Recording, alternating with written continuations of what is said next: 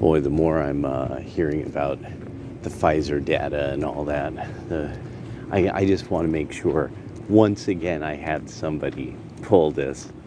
How old are you? I'm. And then I saw the jaw drop.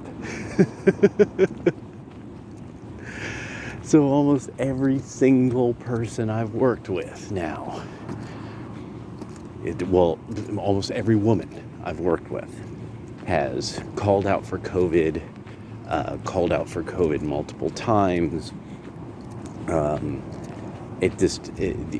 Where I'm not sure if I ate bad chicken or if for a night I had COVID.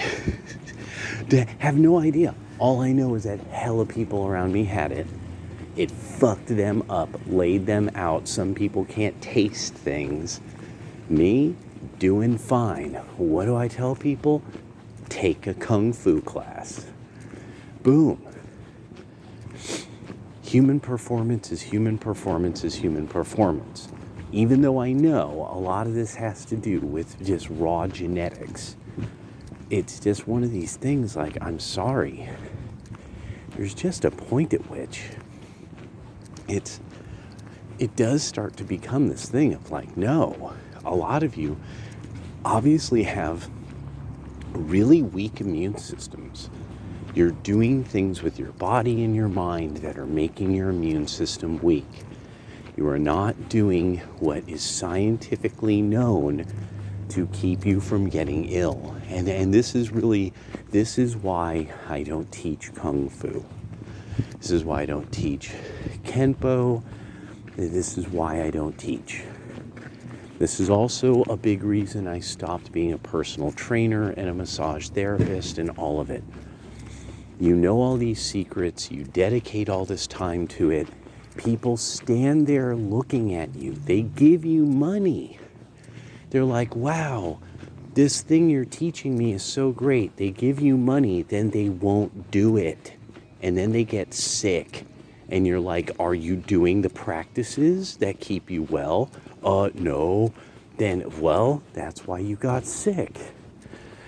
It seems simplistic, but after you don't get sick for a decade, you don't call out from work for a decade, but for I've called out sick at work with a legitimate sick day once in a decade, maybe twice. I mean, this really might be once or twice that I had to miss work because I actually was sick with something. And it was like a minor flu or something, or cold. And it's one of those things, like after a while, I'm like, no. After not getting sick for a decade, it starts to become this thing of, no, the methods I use work. And now I'm just one of those people, like so many of the old kung fu men and karate men that I was around, that they just look at the world around us. We're like, you all are fucking fools and weirdos and wimps. But then it becomes this thing of, well, I can't say weirdo because I practice this ancient medieval art of warfare and energy cultivation, so I guess that's weirder than you. But holy crap. Now I'm really at this stage where I'm like, oh no,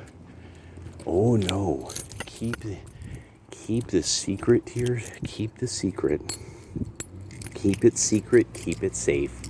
More and more. And I feel really bad in a way about it. There's a part of it that makes me feel bad. Because I'm like, the whole thing of I wanted everyone to know this cool thing I had found. This ancient way of staying healthy and vibrant, and it seemed like you stayed young forever. And then finally it became like, no, there's really just simple science to this. Your body's adapting to the performance level you're at. And then there's also that Kung Fu has tried and true methods. But now it's that thing in my mind, just like, no, don't teach anybody this stuff. They don't want to know. They don't want to do it. And I'm getting also the mentality more. The mentality of my teacher, the mentality of Mr. Lee as well, where I show you, you do. Oh, okay, teacher, no. I show you and you do every day, over and over and over again, or you won't get strong. You won't have the strength, you won't have the power when you want it. When you desire it, you need the power. One of the things about the tradition of East Asian martial arts, one of the things, if I remember, it's like kind of a point of view of somebody like Ancestor Lu, that you cultivate you cultivate the internal energy so that you can rejoin the heavenly energies. But you're taking something with you. That's a big part of what I remember. One of my old brothers, Daniel. Yeah, Danny Hollander, and he was one of the teachers as well, and he was one of the ones. He's like, no, there's supposed to be a ninth qua. You achieve that. Each individual achieves that, and they have to use that, and they have to bring it to the next stage. They have to bring it into the realm of the immortals. It's what you're supposed to bring. And the idea, it took me a while to understand this. Said no, the practitioners understand this. The people who are practicing get it. It's because it has meaning. The eternal has meaning to the men who practice the eternal way. To the others, it's just these tales. It's tales of power. And and legend, lore, myth, religion, to them it's not real, because they can't feel the energy. They can't feel it in their body. They don't have that moment where they realize there is somebody there, and they look over and the person enters the room. They don't have that. They don't have that experience. To them it doesn't, and to them it's like some it's spooky, and it's like, no, you're tuned in, you're attuned, you're in harmony, you're in harmonia with the universe. Taoism isn't something that you have to learn a whole bunch of Chinese to understand. Even the Taoists get this, especially Taoists who've been in the United States, and like they're like, no, the Chinese came up with ways of particularly practicing certain things. And this isn't known, even unknown to the ancient world. That's why they say Cain or Cain went eastward and brought all the secrets to the east. Yeah. So I was just thinking about that. I was also thinking about how, I love how Lori Lightfoot has this like call to arms, but she can't keep any black people safe in her city. There's like nothing more than Lori Lightfoot hates black people. That's really what it is.